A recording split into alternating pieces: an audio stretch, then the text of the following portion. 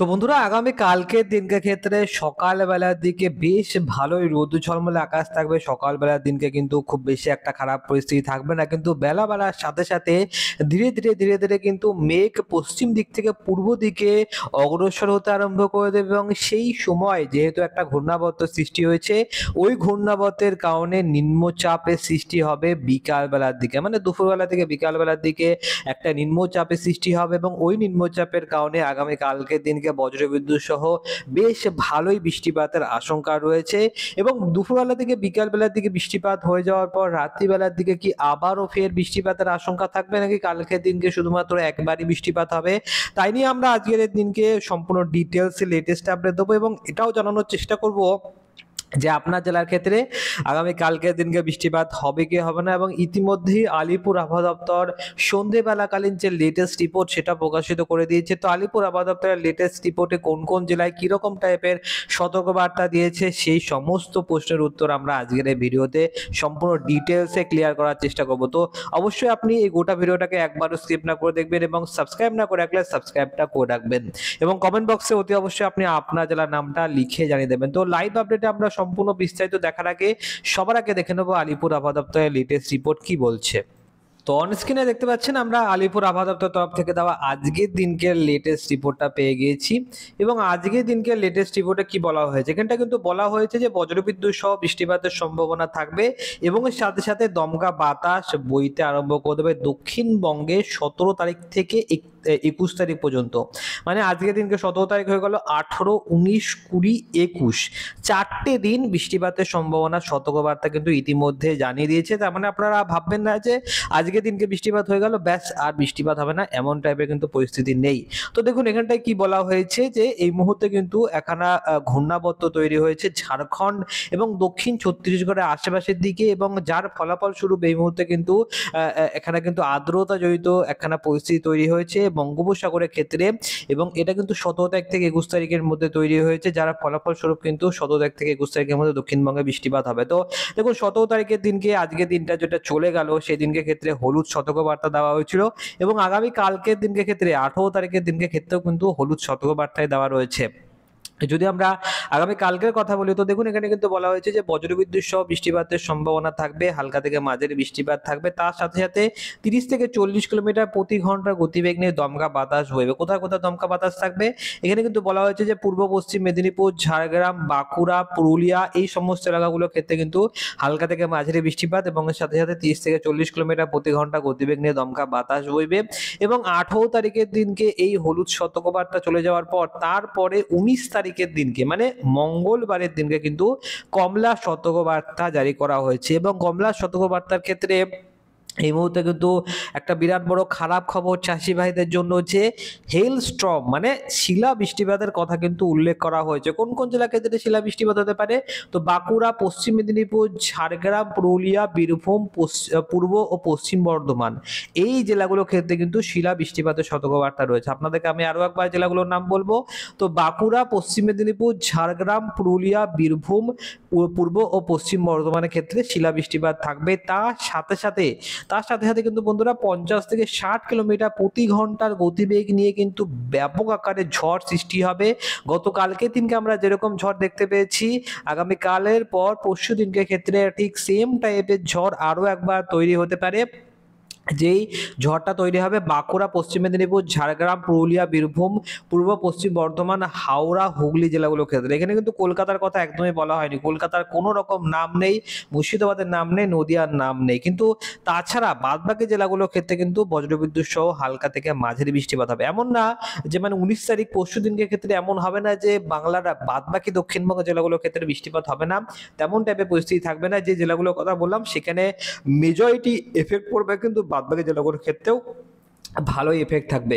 20 তারিখের দিনকে যদি আসি তো 20 তারিখের দিনকে ক্ষেত্রেও কিন্তু কমলা সতর্কবার্তা দেওয়া হয়েছে এবং 40 থেকে 50 কিলোমিটার প্রতি ঘন্টা গতিবেগ থাকবে। 21 তারিখের দিনকে ক্ষেত্রে হলুদ সতর্কবার্তা রয়েছে। তো দেখুন এখানটায় কিন্তু পসিবল ইমপ্যাক্ট বলা হয়ে গেছে যে কোথায়, কোথায় এফেক্ট পড়বে। ক্লিয়ারলি বলা হয়েছে যে এখানটায় যারা চাষবাসী করে চাষী ভাইদের ক্ষেত্রে কিন্তু ভেজিটেবল ক্রপ যেগুলো রয়েছে মানে শস্য দানার ক্ষেত্রে কিন্তু সমস্যা হতে পারে। সেগুলো কিন্তু নষ্ট হয়ে যেতে পারে। এখানটায় কিন্তু বলে দেওয়া হয়েছে এবং যে সমস্ত আনসিকিউরড স্ট্রাকচার রয়েছে মানে ঝোপ যে সমস্ত রয়েছে তাদের কিন্তু অসুবিধা হতে পারে সেখানটায় কিন্তু বলা হয়েছে। তো একটু যদি নিচের দিকে আসি তাহলে কিন্তু আরো অনেক কিছু বিষয়বস্তু লেখা রয়েছে। দেখুন এখানটায় 17 তারিখের দিনকে কিরকম টাইপের সতর্কবার্তা রয়েছে সেটা কিন্তু বলা হয়েছে।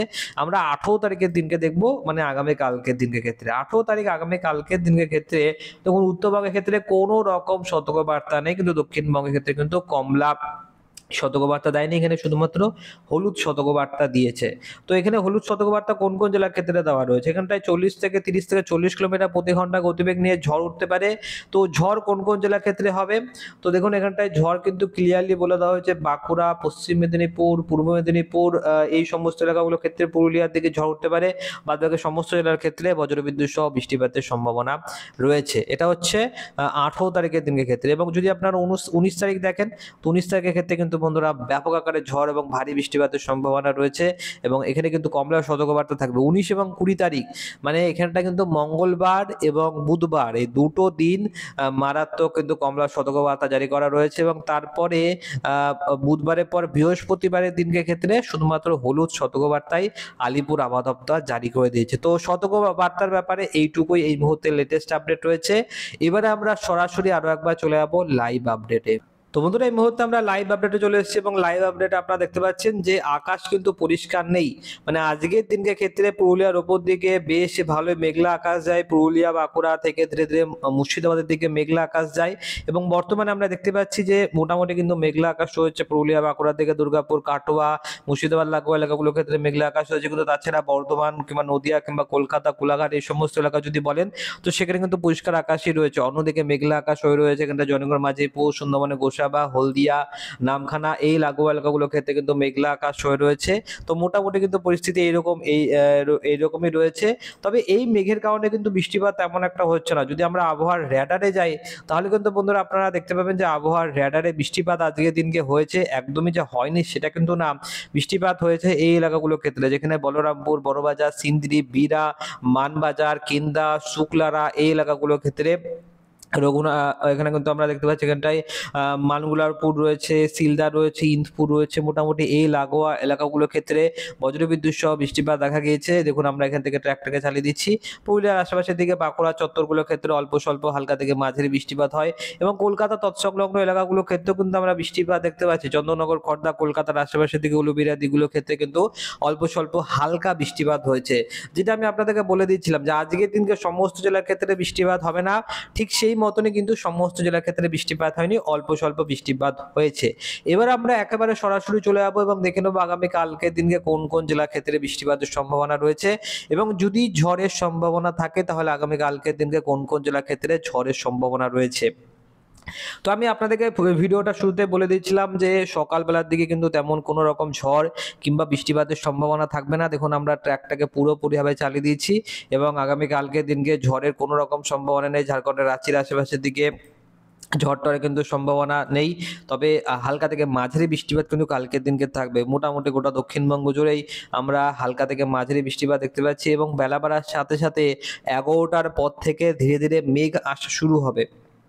বঙ্গোপসাগর থেকে কিছুটা মেঘ ঢুকবে, কিছুটা পুরুলিয়ার আশেপাশে থেকে মানে পশ্চিম দিক থেকে পূর্ব দিকে মেঘ ঢুকবে এবং তারপরে কিন্তু বন্ধুরা বৃষ্টিপাতের আশঙ্কা ধীরে ধীরে ধীরে ধীরে আরো বেশি ঘন কালো মেঘ যখন পুঞ্জীভূত হতে আরম্ভ করে দেবে তারপরে কিন্তু বৃষ্টিটা নামবে এবং বৃষ্টিপাতের সম্ভাবনা কিন্তু আপনারা দেখতে পাচ্ছেন যে গোটা দক্ষিণবঙ্গের ক্ষেত্রে রয়েছে।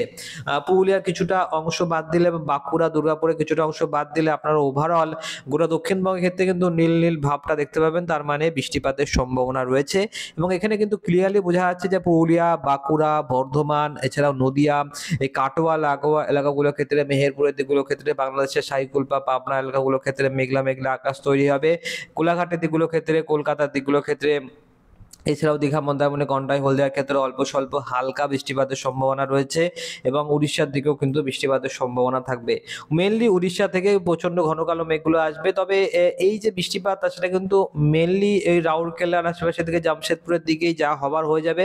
পশ্চিমবঙ্গের দিকে, দক্ষিণবঙ্গে কিন্তু অতটা এফেক্ট ফেলতে পারবে না।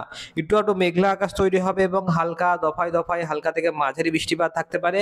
এর থেকে বেশি যে তুমুল ভারী বৃষ্টিপাত সেটা কিন্তু মঙ্গলবারের দিন থেকে শুরু হবে। আগামী কালকের দিনকে মানে নর্মাল বৃষ্টিপাত থাকবে, হালকা থেকে মাঝারি কোথাও কোথাও বৃষ্টিপাত হয়ে যদি যায় তো সেরকম পরিস্থিতি থাকবে, কিন্তু তাছাড়া অত বেশি ভারী বড়সড় কোনো বিপর্যয়ের আশঙ্কা আগামী কালকের দিনকে আপাততভাবে নেই। তো যদি আমরা এই মুহূর্তে বায়ুর ঝাপটা মোডে যাই, তো বায়ুর ঝাপটা মোডে দেখে নেবো যে কালকের দিনকে সকালবেলা থেকে কোথাও কি কোনো রকম ঝড়ের আশঙ্কা রয়েছে কি ঝড়ের আশঙ্কা নেই সেটা আমরা এই মুহূর্তে দেখে নেবো। তো দেখুন, ট্র্যাকটাকে কিন্তু পুরোপুরিভাবে চালিয়ে দিচ্ছি এবং স্পষ্টভাবে আপনারা দেখতে পাচ্ছেন যে ঝড়ের কিন্তু আশঙ্কা কোনো রকম তৈরি হচ্ছে না। মানে নর্মালি বায়ুর গতিবেগটা থাকবে 30 থেকে 40 কিলোমিটার প্রতি ঘন্টা গতিবেগ থাকবে।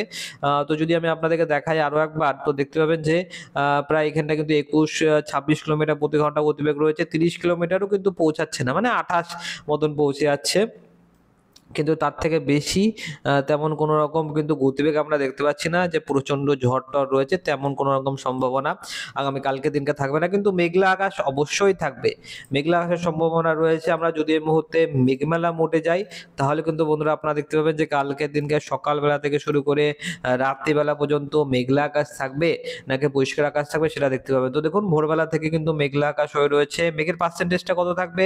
তো মোটামুটি কিন্তু সকালবেলা থেকে মেঘের পার্সেন্টেজটা বেশি থাকবে, মানে আংশিক মেঘলা আকাশ থাকবে। দেখুন বন্ধুরা, মানে মেঘলা আকাশই রয়েছে। কালকের দিনকে রোদ ঝলমলে আকাশ থাকার সম্ভাবনা একদমই নেই এবং হালকা থেকে মাঝারি বৃষ্টিপাত পূর্ব মেদিনীপুরের চত্বরগুলোর ক্ষেত্রে অল্প স্বল্প ভাবে তৈরি হতে পারে, কিন্তু কালকের দিনকে ক্ষেত্রে কিন্তু রোদ ঝলমলে আকাশ থাকার সম্ভাবনা একদমই থাকবে না।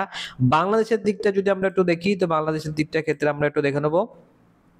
দেখুন, বাংলাদেশের ক্ষেত্রেও কিন্তু একই রকমই পরিস্থিতি থাকবে। বাংলাদেশের ক্ষেত্রে মানে মাঝরাতের বেলার পর থেকে ধীরে ধীরে যখন মেঘ ঢুকবে, দেখুন যেটা আমি আপনাদেরকে বলেছিলাম, মেঘটা কিন্তু পশ্চিম দিক থেকে পূর্ব দিকে ঢুকছে, যারা ফলাফলস্বরূপ কিন্তু মানে মেঘ ঢুকেই চলেছে, তো ঢুকেই চলেছে, তেমন কোনো রকম বৃষ্টিপাতের যে মারাত্মক সম্ভাবনা তেমন কোনো রকম সম্ভাবনা তৈরি হচ্ছে না। কিন্তু রোদ ঝলমলে আকাশও কালকে দিনকে থাকবে না, কালকে দিনকে মেঘলা আকাশই থাকবে, আপনারা ধরে রাখতে পারেন। তো ওভারঅল কিন্তু আমরা আজকের এই ভিডিওতে এইটুকুই লেটেস্ট আপডেট দিতে পারছি। পরবর্তী ভিডিওতে আমরা আরও বেশি very very accurately latest update দেওয়ার চেষ্টা করব। তো অবশ্যই আপনারা যদি চ্যানেলটিকে সাবস্ক্রাইব না করে রাখেন, সাবস্ক্রাইবটা অবশ্যই করে রাখবেন এবং কমেন্ট বক্সে অতি অবশ্যই আপনি আপনার জেলার নামটা লিখতে ভুলবেন না, তাহলে আমরা আপনার জেলার প্রতি আরো বেশি করে ফোকাস রাখবো। যেমন নদিয়ার জেলা থেকে অনেকে কমেন্ট করেছিল, পূর্ব মেদিনীপুর জেলা থেকে কমেন্ট করেছিল, তো সেই সমস্ত জেলার ব্যাপারে কিন্তু আমরা অনেকবারই এই ভিডিওতে আলোচনা করেছি। তো ভিডিওটা ভালো লেগে থাকলে ভিডিওটাকে একটা লাইক করে দেবেন। আপনাকে অসংখ্য অসংখ্য ধন্যবাদ এই ভিডিওটা শুরু থেকে শেষ পর্যন্ত দেখার জন্য।